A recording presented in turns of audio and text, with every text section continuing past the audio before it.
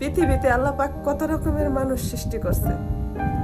একই মানুষ ভালোবাসা দেয়, আদর দিয়ে স্নেহ দিয়ে জড়ায় রাখে, আবার একই মানুষ মারে, বকে, কত অত্যাচার করে। একই মানুষ, সেও কলম রক্ত মাংসে গড়া, সেও কলম রক্ত মাংসে গড়া, কোনো তফাৎ নাই। কিন্তু মানুষ একজনের কাছে গেলে ভালোবাসা পায়, আরেকজনের কাছে গেলে কত নির্যাতিত হয়। আল্লাহ পাক কি না পারে, সব পারে। তাই এই রোজার দিনে রোজা থেকে কই, আল্লাহ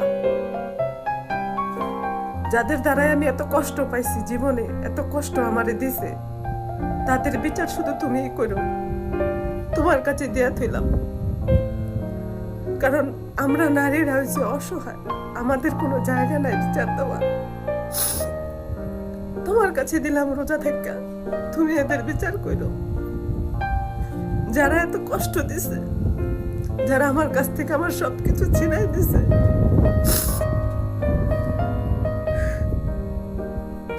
তুমি তাদের বিচার করো আল্লাহ পাক। জীবনে অনেক কষ্ট করছি, কষ্ট করে আজকে এই জায়গায় দাঁড়াইছি। তো জানি না আজকে কেড়ে জানি এই কথাগুলো খুব মনে হইল।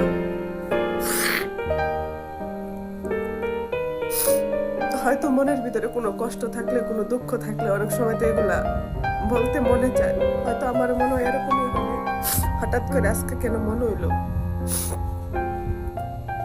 তো আল্লাহ পাক বলে কারোর প্রতি কোনো অভিযোগ রাখতে নাই, কিন্তু অভিযোগ না, এগুলো হয়েছে মনের এখানে যে জমা রয়েছে কষ্ট, ওগুলা অভিযোগ নাই কারোর প্রতি।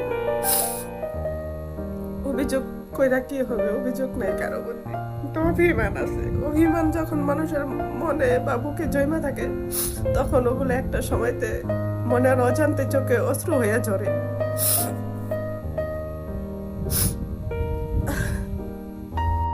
আরে মানুষ রোজার মাসে অন্তত খারাপ কাজ, মিছা কথা অন্তত ছাড়ে, কিছুটা হইলেও ছাড়ে।